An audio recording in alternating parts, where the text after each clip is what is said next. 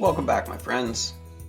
Here we are again in the Mindful Classroom, and today we're going to, in the beginning, be looking at unity, I guess is a way I can look at it. We'll look at a meditation from the Daily Stoic, and then I am going to lead us in one of my absolute favorite meditations, a Metta. Metta is a Pali term. It's often translated in the English language as loving kindness, and it was a roller coaster meditation for me. I'll say that, because when I was first introduced to it, I thought it was a little bit woo-woo, I guess. And subsequently, I've had a lot of opportunities to use it, and I will be honest, it is absolutely now my favorite meditation to come back to, and I do practice this at least once a week, usually twice a week. Yesterday, I had a particularly rough day that I may or may not get into parts of that. And I started with a meditation that I'll talk about and maybe leave something in the show notes. Pema Chodron turned me on to it, called Tonglen meditation. But I think it's something that requires a little bit more time, because it really opens you up to addressing the suffering of the world and other people and what's around. So I'd rather stay with the meta, stay with something a little bit more positive, and then at a later time we can come back and visit something that really, I think, requires more experience, I'll be honest, as a meditator, because it really does bring in some aspects of confronting your own dealings with sorrow and things like that. So as I ramble on, I want to share with you first today. I thought it was wonderful. I have a desk calendar that comes from Daily Zen, and this was today's. I'll read it to you, because some of you watch this in audio and some of you listen to this. It is a Zen algorithm and says, all is one is none, and none is all. And I think in many ways that's going to tie into a lot of what I really wanted to come and talk with you about today, because I really was struck with recent events by the division and the fact that we've lost, especially in a religious sense, we've lost unity, that we look at differences instead. So to me, and this is entirely my interpretation, I think that's the beauty of Zen. It asks us to delve into something and really think about something and interpret something. All is one is the idea of stripping away my individuality and my individual needs and looking at, I'm part of something larger than me. And it's important that my actions reflect something beyond just what benefits me and what I can get out of something. One is none reflects that individualistic look. When I look at simply serving myself, I really lose out on everything around me. And then the last part, none is all, in many ways I hear as the idea of the Buddhist losing the self, and realizing that we are simply a part of a much larger spirit and world and everything around us, and we connect to every single person. And that connecting to every person poses a problem, because it means that we challenge ourselves to look at everyone, even people that we disagree with, and try to, within them, see any goodness that's there and see any positives that are there. And in a way, we that opens us up to stronger listening, that we will listen to somebody to understand, instead of our traditional listening to people to respond. In so many conversations, especially when we have them with people with whom we disagree, the whole purpose of us having that conversation and listening to what they say is that we're waiting for a pause in that conversation so that we can jump and respond to them. And it's sad, because we don't understand. We never make an attempt too often to understand where they're coming from why do they feel that way? What's happened in their life? What history do they have? What baggage are they carrying? What things, so that maybe, in the sense of a wonderful program I love through politics called Better Angels, we can at least find some common ground that we may share. So I thought it was an apropos calendar entry for today, because it really, in so many ways, does tie into a lot of what I'm going to talk about. And then it really does tie in to the meta practice. Because if you do the meta practice right, you do it for not only other people, not only for yourself, but in the end, you can push yourself to offer loving kindness to people that with whom you disagree, or even people that you consider your quote unquote enemy. And that's a big ask. That is a deep practice, and oftentimes it takes years. I was going to say months, but I would say sometimes even years to get past that initial surface animosity and really see that if I offer them goodness, then maybe whatever they do that I dislike comes from that place of hurt and anger and frustration. And if that goes away, the behaviors will go away. So I bring you the Daily Stoic again. This is, I have made a hawk for this, and hopefully I will get it into my show notes again today. And I know I've put it in there in the past. The Daily Stoic is Meditations on Wisdom, Perseverance, and the Art of Living by Ryan Holiday. I like it because I think it's a wonderful day to start my morning. It's a wonderful way to start my morning. I get up in the morning, I reflect on one of these, and that carries through the day. Other events happen, things happen that make me reflect, that make me think about it. So today is the real source of harm. I'm going to share that with you. Keep in mind that it isn't the one who has it in for you and takes a swipe that hurts you, but rather the harm comes from your own belief about the abuse. So when someone arouses your anger, know that it's really your own opinion fueling it. Instead, make it your first response not to be carried away by such impressions, for with time and distance, self-mastery is more easily achieved. And that comes from Epictetus.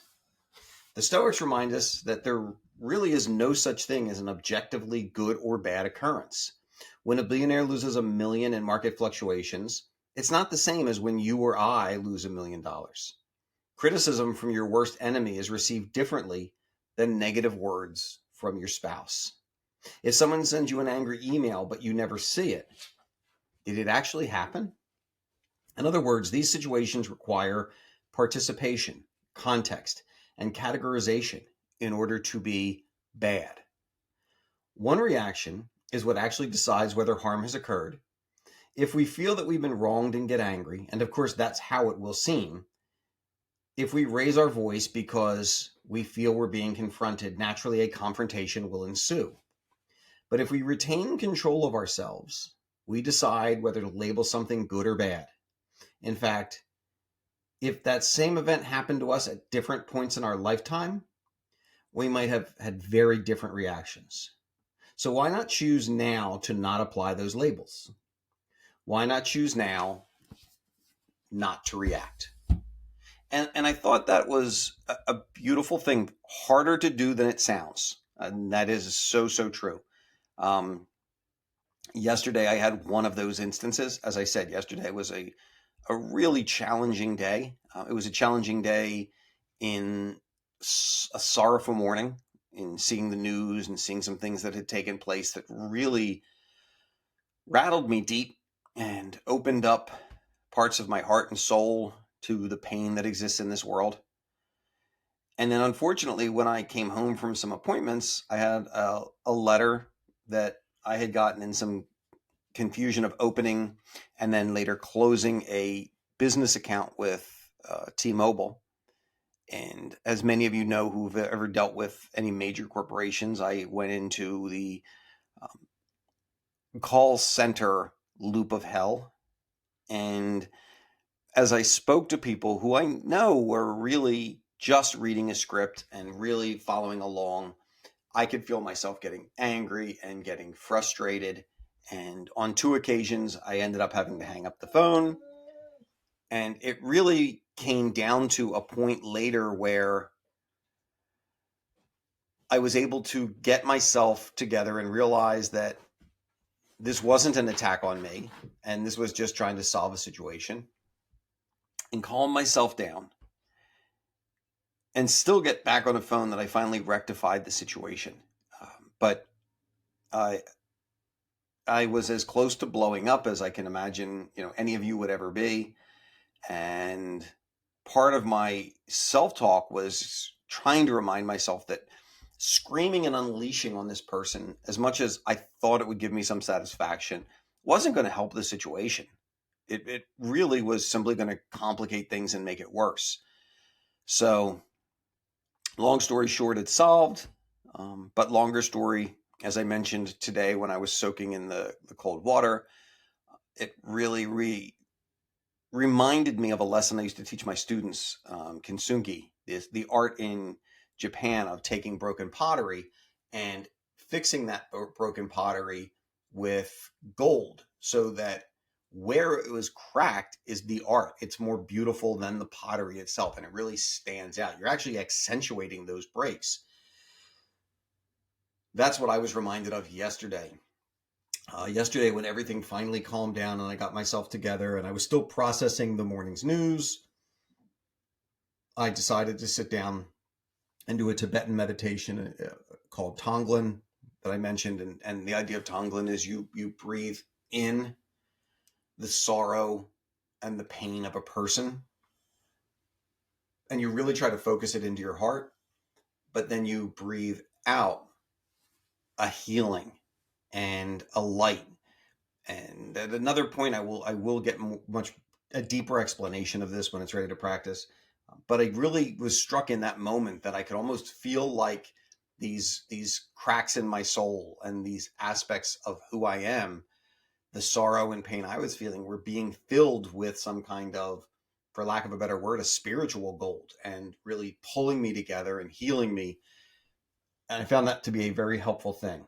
And then from there, I kind of rebounded back to why we allow ourselves to be manipulated, for lack of a better word. We really allow ourselves to be played with fear and anger and division. And that fear and anger further create the division. And what makes me sad is when I see it in so many religions and done in the name of a higher being or done in the name of a specific religion, when we qualify certain people and we put them out and we say, we find a way to simply push them to the curb and ignore where they are. And the reason it got me thinking is, as I've mentioned before on here, when I fill out my gratitude journal every morning, on the front of my gratitude journal, and I've been doing this now this is my 5th year, I paste the Bodhisattva prayer for humanity. And it has different names. It's very interesting. The Dalai Lama says this is his absolute favorite prayer to say. And it says, may I be a guard for those who need protection, a guide for those on the path, a boat, a raft, a bridge for those who wish to cross the flood. May I be a lamp in the darkness, a resting place for the weary, a healing medicine for all who are sick, a vase of plenty, a tree of miracles, and for the boundless multitudes of living beings, may I bring sustenance and awakening, enduring like the earth and sky, until all beings are freed from sorrow and all are awakened. Shantideva, who was an Indian Buddhist sage in around 700 AD, wrote that. And what struck me about that was how common that is through, as far as I can find, the religions I know. And then even in looking it up, hearing that same concept in religions with which I'm not as familiar. So when I say that, if I think about, I always loved when I went to Catholic school, And if you look at Matthew chapter 25, for I was hungry and you gave me something to eat, and I was thirsty and you gave me something to drink, and I was a stranger and you invited me in. I needed clothes and you clothed me. I was sick and you looked after me. I was in prison and you came to visit me. And then the righteous will answer him, Lord, when did we see you hungry and feed you, or thirsty and give you to drink? When did we see you a stranger and invite you in, or needing clothing and clothe you? When did we see you sick or in prison and go to visit you? And the king will reply, truly I tell you, whatever you did for the least of these brothers and sisters of mine, you did for me. And you see some of these same responses come in Jewish texts as well. So it is not to share your bread with the hungry and bring the homeless people into your house when you see the naked to cover him, and not to hide yourself from your own flesh. Then shall your light break forth like the dawn, and your healing shall spring up speedily. Your righteousness shall go before you, and the glory of the Eternal shall be your rear guard. If you shall pour yourself out for the hungry and satisfy the desire of the afflicted, then shall your light rise in the darkness, and your gloom be as the noonday. And the Eternal will guide you, and continually and satisfy your desire with good things, and make your bones strong, and you shall be like the watered garden, like a spring of water, whose waters fail not. And likewise from that, I was looking through some Islamic texts, and you have, and Allah is certainly with the good doers. So you have Allah's reward by your side. And then further in the Quran, it says, and donate from what we have provided for you before death comes to one of you, and you cry, my Lord, if only you delayed me for a short while, and I would give in charity and be one of the righteous. So it is something you see spanning across religions, and yet I constantly hear in some aspects from religious camps the idea of othering people. And we see that spilling into American politics today, where we other people in the name of some kind of superiority in religion. And it frustrates me and it disappoints me, and I see it as a misreading. I read through so many of these texts, reading through the Bible, reading through the Torah, and I really hear a unity. Like I said in the beginning, all is one and none is all, where when we allow ourselves to lose that part of our superiority or seeing ourselves as separate from others, we realize that we're all carrying the light of whatever you want to call it, the Great Spirit, God, the universal, whatever it may be. That light shines in all of us, and it's the same light, and it's a unifying light. I was struck in an interview listening to Rainn Wilson. Rainn Wilson is probably best known as playing Dwight in The Office, but he did some equally powerful things with Soul Pancake and spreading just wonderful messages of love through early social media. And he has a book out, Soul Boom. It's a beautiful book about the need for some kind of a spiritual revolution and finding that role of spirituality in our lives. And he further is a member of the Baha'i faith. And he talked about one of the leaders in the Baha'i faith was asked about Satan and their view on Satan. And I was moved by the answer, because he said Satan is not some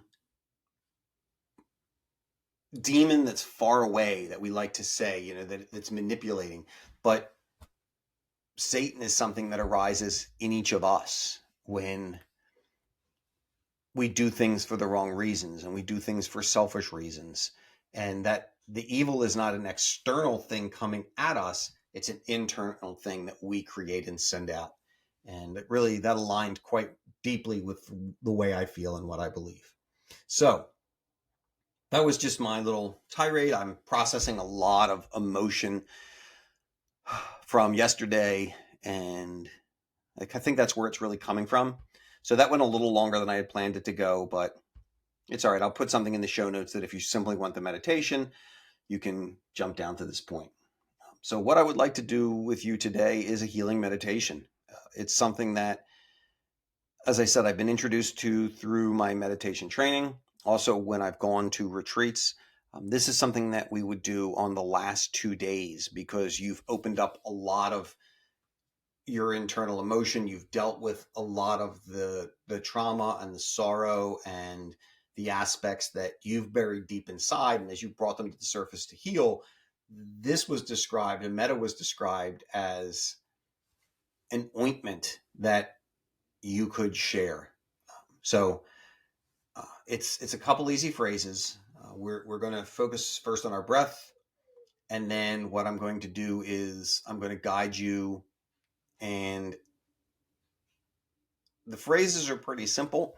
You can make them whatever you'd like, but it is simply um, in the beginning, may you be safe, may you be happy, may you be healthy, may you live with ease. If you don't like those phrases, you can find something else that kind of goes along with it, and you may find you adapt to whatever you feel it is. So, without further ado, I'll ask everybody to, wherever you are, sit up straight, plant your feet on the ground, have your back nice and straight. Close your eyes if you're comfortable with your eyes closed. If you're not comfortable with your eyes closed, just soften your gaze, focusing maybe a foot in front of you. And as we do this, if you're comfortable with this, you can have your hands on your lap, you can have your hands on your side. But for the Metta meditation, it also sometimes works. I feel that if you put your hand on your heart and you just feel this as you go through this. So the first thing I want to ask you is sitting up straight. We're going to take 3 deep breaths into our belly.